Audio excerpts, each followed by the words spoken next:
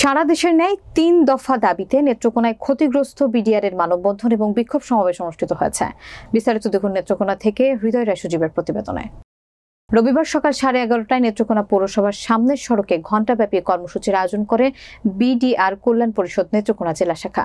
উল্লেখিত দাবিসমূহ হলো চাকরিচ্যুত নির্দোষ বিডিআর এর চাকরিতে পুনর্বহাল, জেলবন্দি নির্দোষ বিডিআর এর মুক্তি, তদন্ত কমিশনকে স্বাধীন, নিরপেক্ষ এবং নির্ভয়ে কাজ করার জন্য প্রজ্ঞাপনে উল্লেখিত 2 বাতিল করতে হবে। এ সময় মানববন্ধনে উপস্থিত ছিলেন বিডিআর কল্যাণ পরিষদের নেত্রকোনা জেলা সভাপতি হাবিবুর রহমান, সাধারণ সম্পাদক আলী আকবর, বৈষম্য বিরোধী ছাত্র আন্দোলনের নেত্রকোনার আহ্বায়ক আবুল হাসনাত জনি সহ চাকরিচ্যুত বিডিআর ও তাদের পরিবারের সদস্যরা উপস্থিত ছিলেন।